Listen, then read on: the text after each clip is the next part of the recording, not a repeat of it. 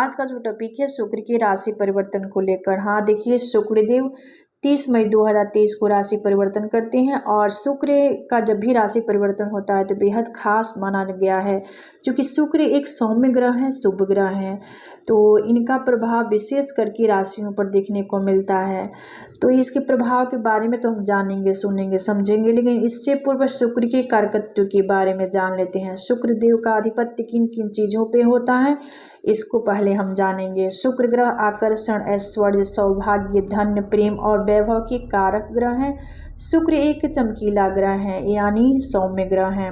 भौतिक सुख के दाता प्रदाता भी हैं। शुक्र लग्जरियस से संबंध रखने वाले शुभ ग्रह हैं और शुक्र विवाह, व्यवसाय, व्यापार, धन, सौंदर्य, इन सभी चीज़ों पे आधिपत्य शुक्र देव का होता है। शुक्र रिश्तों को नैसर्गिक बल भी प्राप्त करवाते हैं, यानी नैसर्गिक ग्रह भी होते हैं। तो इनका जब भी राशि परिवर्तन होता है तो इनका विशेष प्रभाव देखने को मिलता है। तो चलिए, पहली राशि मेष राशि के जो लोग हैं इनके लिए शुक्रदेव द्वितीय भाव, सप्तम भाव के स्वामी होकर आपके चतुर्थ भाव में ही विराजमान हैं और इनकी दृष्टि के बारे में जाने सुने समझे तो इनकी दृष्टि 10th हाउस पे यानी 10th भाव पे होगी। और चतुर्थ भाव जो होता है, देखिए, भवन, भूमि, वाहन और निजी सुख का भाव होता है। अगर किसी की मन स्थिति के बारे में जानना, सुनना, समझना होता है तो हमें चतुर्थ भाव पे ही फोकस करनी होती है।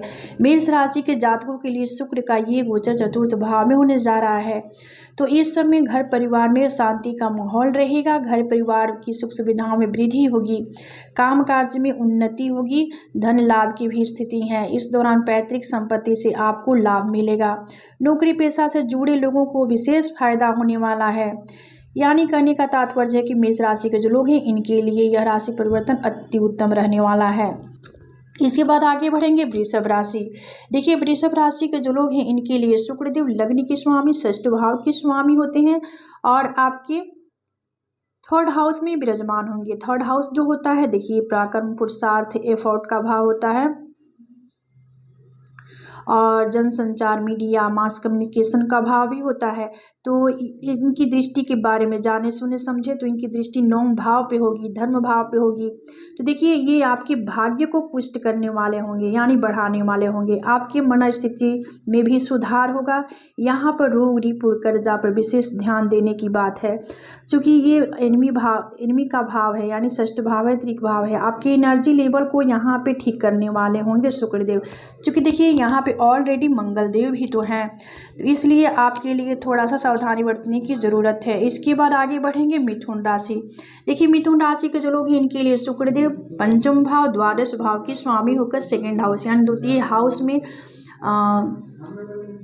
द्वितीय भाव में विराजमान होंगे। और द्वितीय भाव जो होता है परिवार, कुटुंब, जिह्वा, धन्य, धान्य, वाणी का भाव होता है। तो आपके लिए सकारात्मक प्रभाव रहेगा। आपकी सुख सुविधाओं में बढ़ोतरी होगी, यानी उन्नति होगी। नौकरी पेशा से जुड़े जो लोग हैं उनकी वेतन में वृद्धि होगी, जिससे आपका आर्थिक पक्ष मजबूत होगा। पहले से अधिक आप बचत कर पाएंगे। हाँ, बिजनेस से जुड़े लोगों को कोई नया शुभ अवसर मिल सकता है। इसके लिए समय अनुकूल है, उसमें सफलता की प्राप्ति कर सकते हैं। देखिए, यहाँ पर आप अपना वाणी को लेकर थोड़ा सा सतर्क रहने की ज़रूरत है, क्योंकि वाणी से आप किसी को कष्ट पहुँचाने का काम कर सकते हैं, इसका ख्याल रखना होगा। इसके बाद आगे बढ़ेंगे कर्क राशि। देखिए, कर्क राशि के जो लोग हैं इनके लिए शुक्रदेव चतुर्थ भाव, एकादश भाव के स्वामी होकर आप ही के राशि में विराजमान हैं, यानी लग्न में होंगे। आप ही की राशि में चतुर्थ, एकादश भाव के स्वामी होकर आपकी राशि में ही होंगे। तो इस दौरान इनकी दृष्टि के बारे में जाने सुने समझे तो इनकी दृष्टि जो होगी 7th भाव पे होगी। तो इस दौरान आपके व्यवहार में सकारात्मक बदलाव तो आएगा। अपनी वाणी से आप लोगों को आकर्षित भी कर लेंगे। इस दौरान व्यापार, व्यवसाय में अच्छी उन्नति, प्रगति देखने को मिलेगी। अच्छे धन लाभ होने के योग भी बन रहे हैं। दाम्पत्य जीवन में लगाव बढ़ेगा। खर्चों पर नियंत्रण रखना होगा, यानी खर्चे जो होंगे उस पर थोड़ा सा सोच विचार कर खर्चा करना होगा। इस दौरान देखिए, इस गोचर के दौरान संवेदनशील और आकर्षित भी होंगे आप। इसके बाद वाली जो राशि है सिंह राशि। देखिए, सिंह राशि के जो लोग हैं इनके लिए शुक्रदेव 3rd हाउस और 10th हाउस के स्वामी होते हैं, यानी तृतीय भाव दसम भाव के लॉर्ड होकर और आपके द्वादश भाव में ही विराजमान है। द्वादश भाव जो होता है व्यय खर्चा का भाव होता है, ये त्रिक भाव है। इनकी दृष्टि जो होगी षष्ठ भाव पे होगी। तो शुक्र के कर्क राशि में गोचर के प्रभाव से आप विदेश जाने, आपके लिए विदेश जाने की प्रबल संभावना भी बनेगी। आपके खर्चों में वृद्धि होगी। हाँ, लेकिन आप अपनी सुख सुविधाओं के लेके खर्च करने से नहीं हिचकिचाएंगे, यानी जो आपके खर्चे होंगे वो आपके लग्जरियस लाइफ पे ही होंगे। आपके निजी संबंधों में वृद्धि होगी। आपको भौतिक सुख सुविधाओं से अधिक आध्यात्मिक उन्नति पर ध्यान देना चाहिए, अन्यथा बाद में आप परेशान हो सकते हैं। स्वास्थ्य की दृष्टि से यह गोचर अनुकूल नहीं है। इस दौरान आप कोई सामान की खरीदारी भी कर सकते हैं। कारोबार के सिलसिले में कहीं दूर जाना भी पड़ सकता है। कामकाज को लेकर थोड़ा सा समय बढ़िया है, अनुकूल है। इसके बाद वाली जो राशि है कन्या राशि। देखिए, कन्या राशि के जो लोग हैं इनके लिए शुक्रदेव द्वितीय भाव नवम भाव के स्वामी होते हैं और आपके एकादश भाव में ही विराजमान होंगे। एकादश भाव देखिए प्राप्ति का और डिजायर का भाव होता है, लाभ का भाव होता है। तो शुक्र देखिए कर्क में शुक्र का गोचर आपकी कैरियर के लिए अच्छा साबित होगा। खासकर जो लोग बिजनेस में मुनाफे से बड़ा धन लाभ करना चाहते हैं उनके लिए समय अनुकूल है। नौकरी पेशा से जो जुड़े लोग हैं उन्हें नए स्रोत मिल सकता है और उनमें सफल भी होंगे। इस समय में आपके पास धन की कमी नहीं रहेगी, आर्थिक स्थिति आपकी बेहतर होगी। और कन्या राशि के जो लोग हैं इनकी निजी सुखों में भी वृद्धि होगी। तो आपके लिए यहाँ पर शुक्र की राशि परिवर्तन बहुत बढ़िया रहने वाला है। इसके बाद देखिए हम तुला राशि के बारे में जान लेते हैं। देखिए, तुला राशि के जो लोग हैं इनके लिए शुक्रदेव लग्न के स्वामी और अष्टम भाव के स्वामी होकर आपके 10th हाउस में विराजमान होंगे। तो शुक्र की कर्क राशि में गोचर से कार्य क्षेत्र में आपको बढ़िया लाभ की प्राप्ति होगी। वरिष्ठ अधिकारियों से भी अनबन की संभावना है, इसका ध्यान रखना होगा। इसलिए उनसे अच्छे संबंध बनाए रखने का प्रयास करें। आपके पद प्रतिष्ठा में वृद्धि होगी। अगर आप व्यापार व्यवसाय करते हैं तो आपको थोड़ी सावधानी के साथ आगे बढ़ना होगा। इस दौरान व्यापार में जोखिम लेकर आप आगे बढ़ सकते हैं। पारिवारिक वातावरण खुशियों से भरा रहेगा। आप अपने सेहत का ध्यान दें। कुल मिलाजुला कर आपके लिए भी बढ़िया रहने वाला है। इसके बाद आगे बढ़ेंगे और देखिए वृश्चिक राशि के जो लोग हैं इनके लिए शुक्रदेव सप्तम भाव और द्वादश भाव के स्वामी हैं, यानी लॉर्ड हैं और आपकी नवम भाव धर्म भाव में ही विराजमान होंगे। इनकी दृष्टि जो होगी 3rd हाउस पे होगी। तो देखिए आपके लिए यहाँ पे यात्रा के भी योग बनाएंगे और इस समय इस गोचर के दौरान नए लोगों से जान पहचान आपकी होगी और धार्मिक गतिविधियों में आप जुड़ेंगे। विद्यार्थियों के लिए समय अनुकूल है और बढ़िया है। कलात्मक क्षेत्रों में आपकी रुचि बढ़ेगी। इस गोचर के दौरान आपको अपने संचित धन में भी लाभ होगा और आप धन की बचत करने में सक्षम भी होंगे। व्यापार व्यवसाय में फायदा होगा। शुक्र यहाँ पे यात्रा भी कराने वाले होंगे। आपके लिए यह गोचर अनुकूल होगा। इसके बाद आगे बढ़ेंगे और धनु राशि। देखिए धनु राशि के जो लोग हैं इनके लिए शुक्रदेव षष्ठ भाव और एकादश भाव के लॉर्ड हैं, यानी स्वामी हैं और आपके अष्टम भाव में ही विराजमान होंगे। इनकी दृष्टि जो होगी द्वितीय भाव पे होगी। अष्टम भाव जो होता है शोध रिसर्च आयु का भाव होता है, ये त्रिक भाव भी है।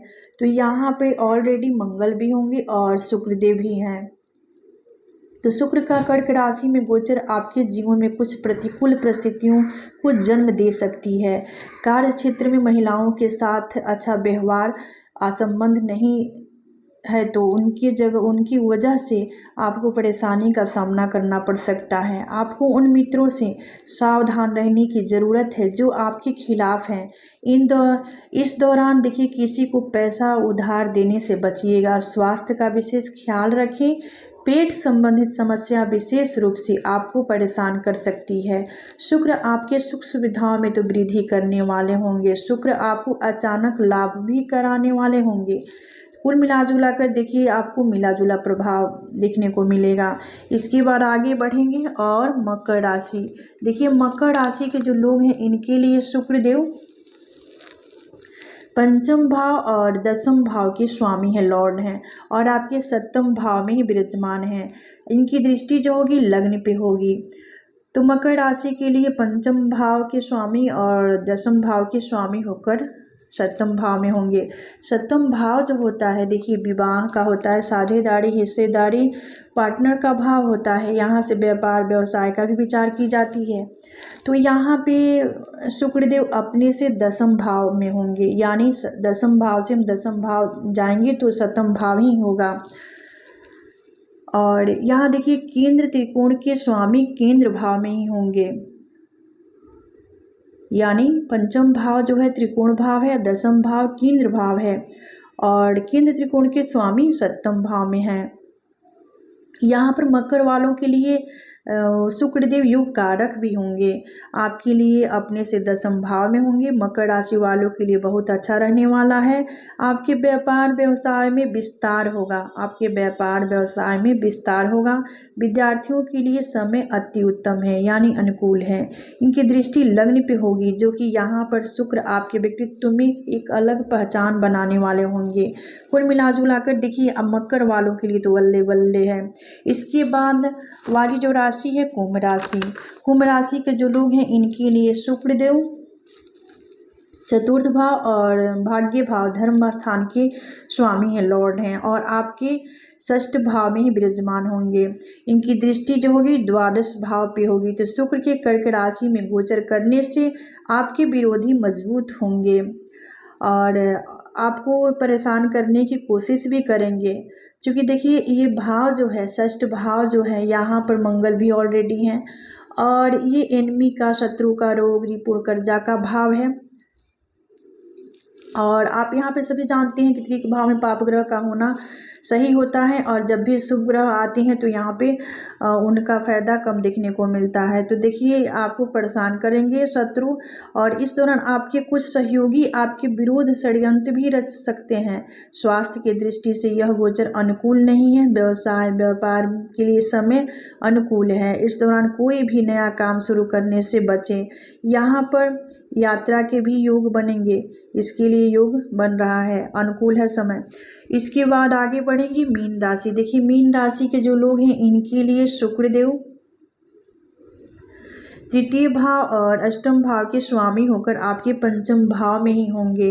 पंचम भाव देखिए बुद्धि, विद्या, ज्ञान, संतान का भाव होता है। तो जो लोग, और इनकी दृष्टि जो होगी एकादश भाव पे होगी। तो इस दौरान आप कोई भी मकान, फ्लैट, अन्य किसी प्रॉपर्टी में अपना धन निवेश कर सकते हैं और उससे आपको बेनिफिट मिल सकता है। व्यापार से धन की प्राप्ति हो सकती है। व्यापार व्यवसाय के लिए भी समय अनुकूल है। जो लोग काउंसलर, सलाहकार का काम करते हैं उन्हें विशेष फायदा होगा। कामकाज में उतार चढ़ाव की स्थिति होगी। अचानक धन लाभ की भी स्थिति है।